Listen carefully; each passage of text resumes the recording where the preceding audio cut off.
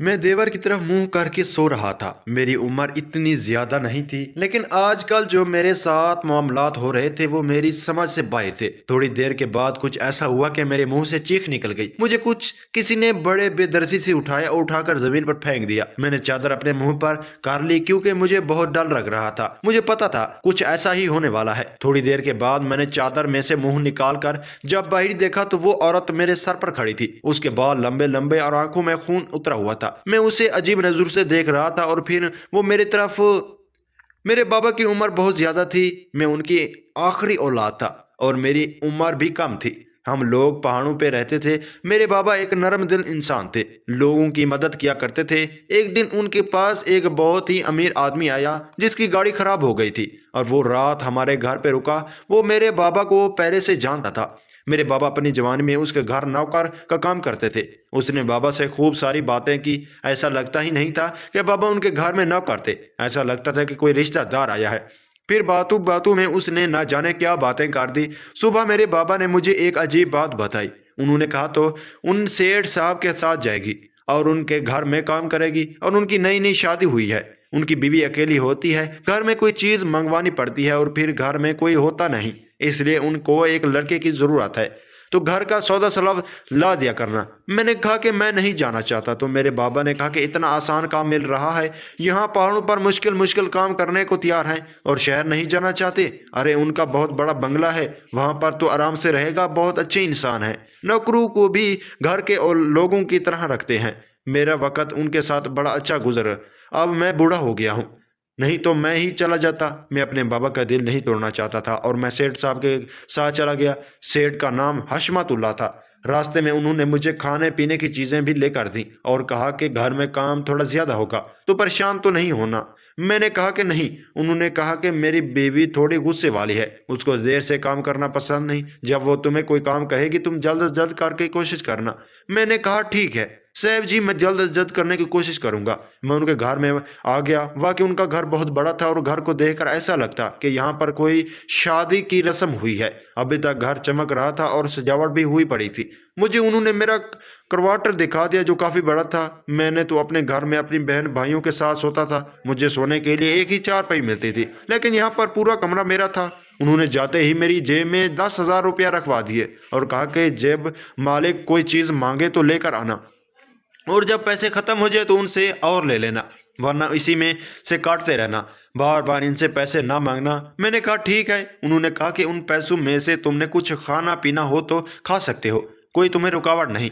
میں زیادہ تر گھر سے باہر رہتا ہوں، بیوی اکیلی ہوتی ہے، گھر کا خیال بھی کرنا ہے۔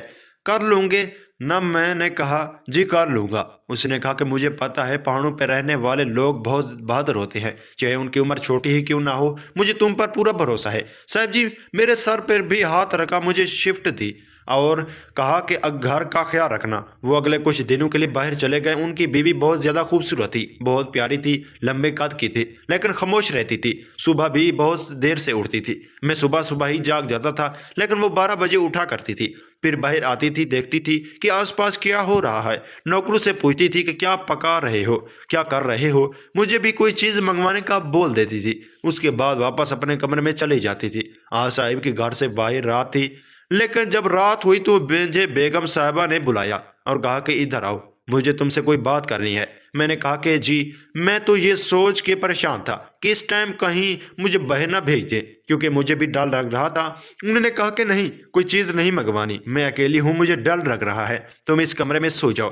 میں سن کر حیران ہوا گیا، میں یہاں کیسے سو سکتا ہوں؟ میرے لیے تو اپنا کمرہ تھا، لیکن مجھے صاحب جی نے کہا تھا کہ بیگم صاحب کی کوئی بات نہ ٹالنا، نہ تو غصہ آ جائے گی۔ میں نے کہا جی ٹھیک ہے۔ انہوں نے مجھے اشارہ کیا، میں جا کر بستر پر ہی سو گیا، جبکہ پہلے میں یہ سوچ رہا تھا کہ میں کہاں سوؤں گا، کیونکہ اس کمرے میں تو کوئی صوفہ بھی نہیں تھا، اور زمین پر سونے کا کہتی تو مجھے کوئی مسئلہ نہیں تھا، لیکن سردی بہت تھی اور سردیوں میں مجھے زمین پر لیٹنا تھوڑا مشکل لگ رہا تھا۔ انہوں نے بیڈ کی طرف اشارہ کیا تو میں نے سر جھکا لیا، مجھے تھوڑا عجیب سا لگا، اس لیے دیوار کی طرح منہ کر کے لیٹ گیا، بالکل دیوار سے لگا پڑا تھا۔ وہ دوسری سائڈ پر آ کر سو گئی۔ صبح آنکھ کھلی تو بیگم صاحبہ سو رہی تھی۔ میں چپکے سے اٹھ گیا क्योंकि मुझे जल्दी उठने की आदत थी। मैं बाहर आ गया तो मुझे माली ने कहा कि तुम अंदर से कहाँ से निकले, तो तुम्हारे क्वार्टर तो इस तरफ है। मैंने कहा कि मैं अंदर ही सोया था। उन्होंने कहा कि अंदर सोने की क्या जरूरत थी, किसने कहा तुम्हें अंदर सोने के लिए, जब तुम्हें क्वार्टर दिया है तो तुम वहां पर क्यों नहीं सोते।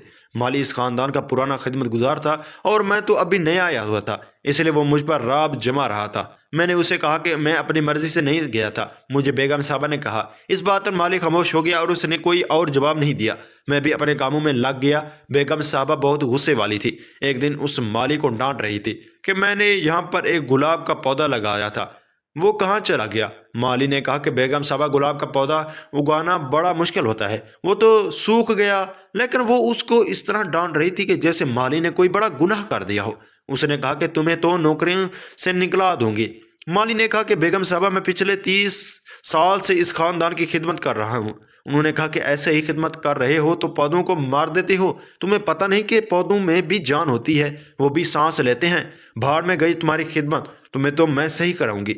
मुझे उनसे बहुत डर लग रहा था। मैं सोच रहा था कि कभी मुझ पर गुस्सा ना हो जाए, क्योंकि मेरी तनख्वाह अच्छी थी और यहाँ पर बहुत सहूलतें थी। मैं पैसे घर भेजता था तो उन लोगों के लिए वो पैसे बहुत ज़्यादा होते थे, वो बहुत खुश हो जाते। इतने पैसे मैं वहाँ पर रह के कभी नहीं कमा सकता था, इसलिए मुझे ये काम और जगह पसंद था। मैं हर कदम फूंक फूंक कर रखता था कि कहीं बेगम साहबा को मुझ पर गुस्सा ना आ जाए। साहब जी बीच में कुछ दिनों के लिए आप भी गए थे, लेकिन उसके बाद वापस चले गए। उन्होंने मुझसे पूछा कि घर में कोई मसला तो नहीं। मैंने कहा नहीं, माली वाला मामला भी उन्होंने खुद ही संभाल लिया था। माली को नौकरी से नहीं निकाला था, शायद बेगम साहबा को ही समझ दिया था। इस तरह नहीं करेंगे, ये पुराना नौकर है और ख़ानदानी है, इसलिए बेगम साहब की अपनी ही हरकतें थी। उनको हर चीज़ बिल्कुल वक्त पर चाहिए होती थी। ज़रा सी भी गलती होती तो वो बर्दाश्त नहीं करती थी। ऐसा लगता था कि गलती की गुंजाइश ही नहीं है। मुझसे ज़्यादा चीज़ें नहीं मंगवाती थी और मुझे ज़रूरत से ज़्यादा पैसे भी दिया करती थी। कभी कभी मुझसे बहुत प्यार से पेश आती और कभी कभी मेरी तरफ देखती तक नहीं थी। साहेब जी फिर से बाहर चले गए। उनका काम ऐसा ही था, वो घर पर नहीं होते थे। मालकिन ने मुझे पहले ही कहा हुआ था कि जिस दिन साहब जी घर पर ना हो तुमने कमरे में आकर सो जाना है। मुझे पता नहीं था कि ये बात साहेब जी को पता चल जाएगी या नहीं। अगर इनको ये बात पता चली तो फिर तो कोई बात नहीं, लेकिन अगर इनको ये बात पता नहीं थी और कल इनको इस बात से कोई मसला होता तो मेरी नौकरी तो सीधी चली जाती। मैं मालकिन से ये बात कह भी नहीं सकता था, क्योंकि ये मुझे पता था मालकिन को भी इस बात पर गुस्सा आ जाता है। मैं तो इन दिनों के बीच में ही फंस गया था। आज फिर मैं सो रहा था, मुझे सारी रात नींद नहीं आती थी। कहीं सुबह 4 बजे के बाद मेरी आंख लग जाती थी, लेकिन पूरे 6 बजे मैं उठ जाया करता था, क्योंकि हमारी आदत थी कि हम सुबह ही उठते थे। मालकिन देर तक सोती रहती, वो फिर पूरा दिन मुझसे और कोई बात नहीं करती थी। एक दिन तो मैंने ऐसा मंजर देखा कि मैं हैरान रह गया। किचन में बहुत सारा खाना बन रहा था। मुझे लगा कि आज किसी मेहमान ने आना है, तो मैंने खाना बनाने वाली से पूछा कि क्या आज किसी मेहमान ने आना है, अगर कोई सामान चाहिए हो तो मुझे बता देना। उसने कहा कि सामान तो कोई नहीं चाहिए और मेहमान भी कोई नहीं आ रहा। मैंने कहा कि फिर ये इतना सारा खाना किस लिए, तो उसने कहा कि मालकिन के लिए। मैंने कहा कि वो इतना सारा खाना खाएंगी क्या? उसने कहा हाँ, कभी कभी उनको अचानक से भूख लगती है, वो तो बहुत ज़्यादा खाना खाती है। मेरी मदद कर दो अगर फारिग खड़े हो तो। मैंने कहा हाँ ठीक है, मदद कर देता हूँ, क्योंकि मैं तो फारिग ही रहता था और वक़्त नहीं गुजरता था। वक़्त गुजारने के लिए मैंने सोचा कि उसकी मदद ही कर दूँ। मैंने खाना बेगम साहब के कमरे में रखा। अभी मैंने एक डिश रखी थी, मुझे लगा कि वो बाकी सब कुछ रखने का इंतज़ार करेंगी, लेकिन जो एक डिश रखी थी उसी को खाना शुरू हो गई।